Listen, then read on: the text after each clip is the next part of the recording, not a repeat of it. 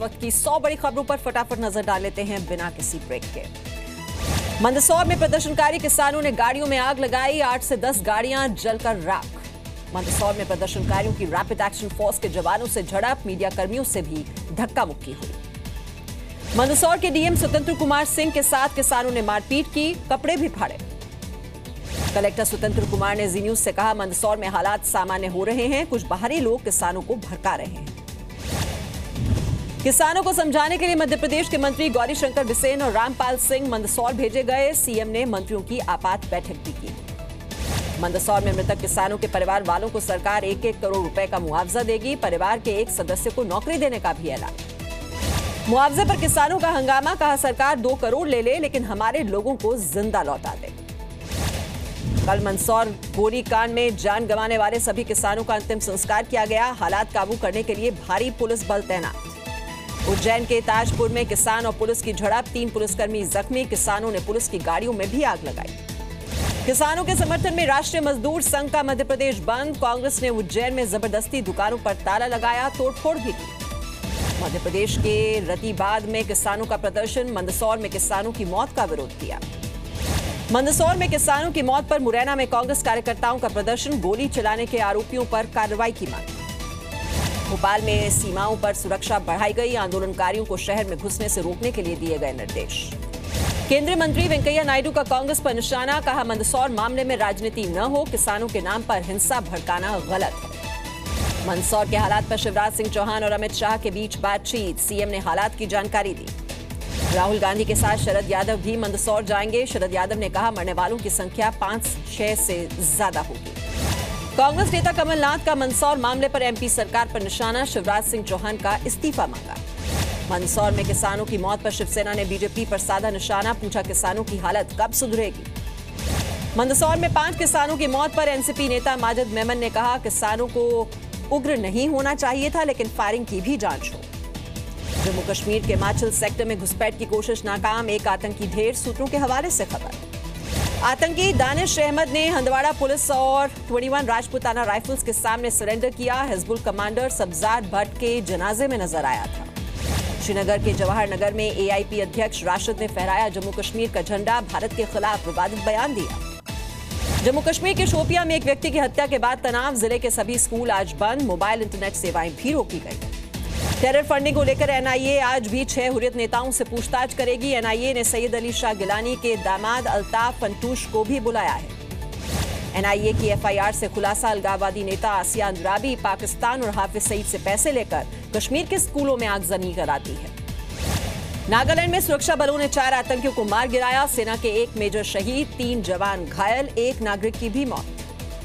नागालैंड में मारे गए आतंकियों के पास से 1 AK-56, 2 चीनी हथियार, 2 ग्रेनेड्स, 3 आईईडी बरामद, सेना का सर्च ऑपरेशन जारी। आज राष्ट्रपति चुनाव के लिए तारीखों का ऐलान होगा, शाम 5 बजे चुनाव आयोग जानकारी देगा। अयोध्या में विवादित ढांचा गिराने के मामले में आडवाणी, उमा भारती और जोशी को राहत, कोर्ट ने रोजाना पेशी से छूट दी। जस्टिस कर्णन को राहत देने से सुप्रीम कोर्ट का इंकार, कोर्ट ने कहा 6 महीने की सजा में कोई बदलाव नहीं होगा।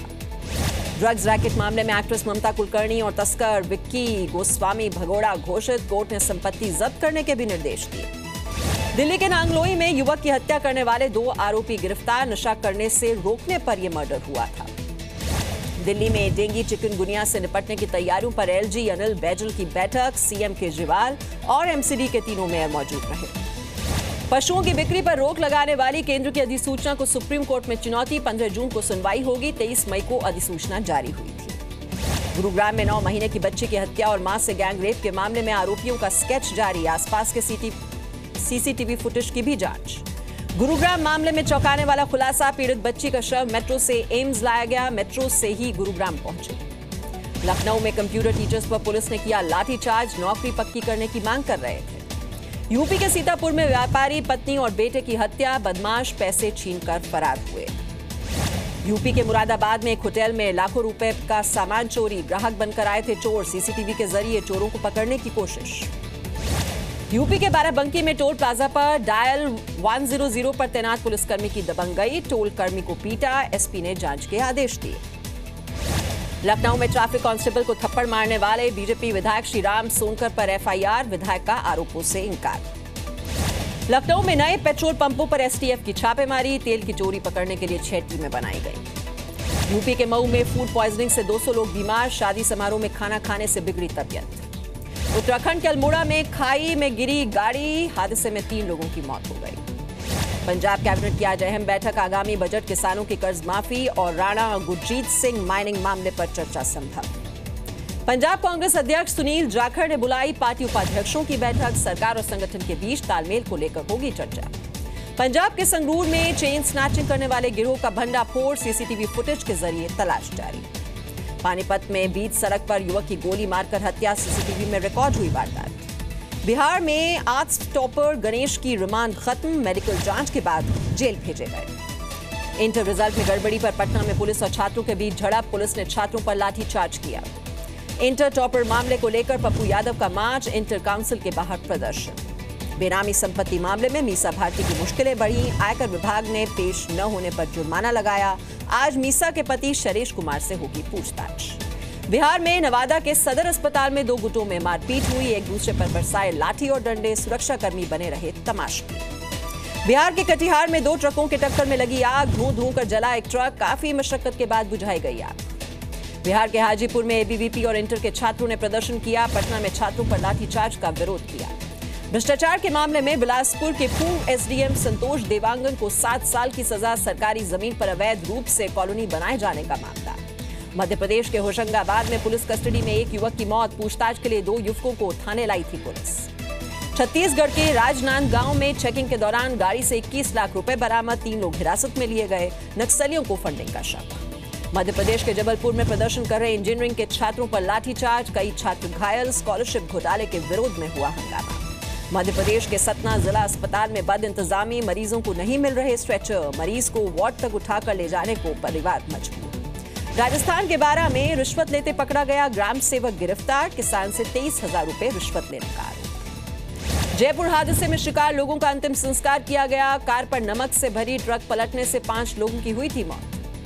छत्तीसगढ़ के कोरबा में एक परिवार के 4 लोगों की हत्या, पुलिस के मुताबिक जमीन विवाद की वजह से हुई वारदात। छत्तीसगढ़ के जांजगीर चांपा में 5 साल में करोड़ों खर्च के बाद भी नहरों की हालत नहीं सुधरी, 50% कृषि क्षेत्र पर बुरा असर पड़ा। उत्तराखंड के नारायणपुर में अतिक्रमण के खिलाफ प्रशासन ने कार्रवाई की, बुलडोजर से मकानों को तोड़ा गया। उड़ीसा के मलकानगिरी में नक्सली दंपति का सरेंडर, दोनों पर 9 लाख का इनाम घोषित था। आंध्र प्रदेश में सपना देख शिवलिंग की तलाश में हाईवे खोदा, हैदराबाद और वारंगल को जोड़ने वाली है ये सड़क। दिल्ली समेत आसपास के इलाकों में धूल भरी आंधी, मौसम विभाग के मुताबिक आज हो सकती है बारिश। जून से सितंबर के बीच जमकर होगी बारिश, मौसम विभाग ने 98% बारिश का अनुमान जताया। उत्तराखंड में मौसम के लिहाज से अगले 24 घंटे अहम, पहाड़ी इलाकों में भारी बारिश का अनुमान, 4 धाम यात्रियों को सावधानी बरतने की सलाह। हिमाचल के मंडी में आंधी और तेज बारिश से गाड़ियों पर गिरे पेड़, किसी के हताहत होने की खबर। उत्तराखंड के चमोली में लैंडस्लाइड से जैम, भारी बारिश से हालात बिगड़े, केदारनाथ मार्ग बंद हुआ। दार्जिलिंग में लैंडस्लाइड से एक व्यक्ति की मौत हो गई, 2 घायल, लगातार बारिश से रेस्क्यू ऑपरेशन में रुकावट। असम में बाढ़ को लेकर हाई अलर्ट पर एयरफोर्स, 4 नदियों का पानी खतरे के निशान से ऊपर। इंडियन कोस्ट गार्ड ने 7 मछुआरों की जान बचाई, मैंगलोर तट से 3 नॉटिकल माइल की दूरी पर मछुआरे फंसे हुए थे। झारखंड के जमशेदपुर में दुर्गा वाहिनी का 7 दिन का कैंप, लड़कियों ने सेल्फ डिफेंस की ट्रेनिंग ली।